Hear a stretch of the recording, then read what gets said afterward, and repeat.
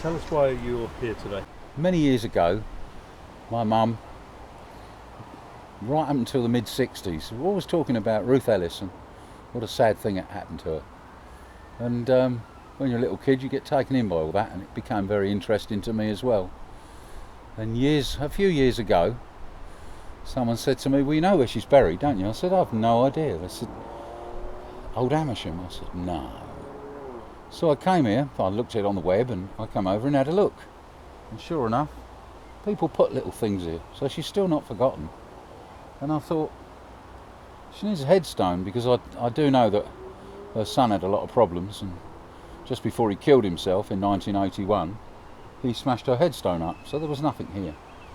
And I have a friend who works in the trade, and I said to him, "Could you get me a piece of stone?"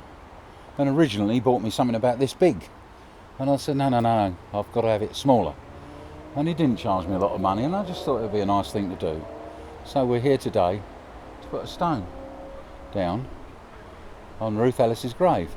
Her maiden name is Hornby, and that's what was on the original headstone. Tell us something about Ruth Ellis. Ruth Ellis worked in the Little Club in West London and met a man called David Blakely, and she fell madly in love. I think he used her somewhat, I don't know. But there was constant fighting, he'd knock her about, and it was just an awful situation. And eventually she'd had enough of it, and she waited outside the Magdala pub for him to come out one night, when he was with another woman apparently, and shot him dead. He put the gun down, waited for the police to arrive, and did not defend herself. And Pierpoint swung her off, and Pierpoint said, "I've never ever seen that before." She smiled at me as she walked into the hanging room. So she officially was the last woman to be She hung. was officially the last woman to be hung. But what a tragedy. You know, what kind of age was she? She was 29 years old, and she had 2 children. She had a boy and a girl, and the girl became a model and died of a cancer in us. I think she was 60, and the boy had a lot of problems, and he came here, and I think it was 1981, and he smashed up her headstone, and then he took his own life. It was sad. It's kind of weird that there is actually no headstone here.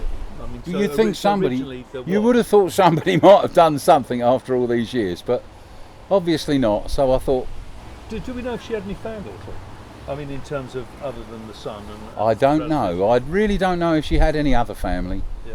Obviously nobody was willing to go, well, let's do something and put a stone there for her. So why is it important to you? I don't honestly know. I think my mum would be proud. That's what I think.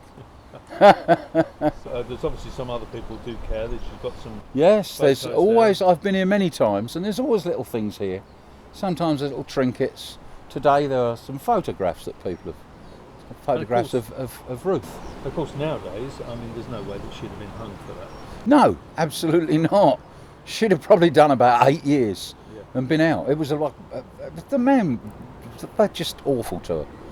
You know, there's a film called Dance with a Stranger, and that would be worth looking at if you want to get a feel for the whole thing.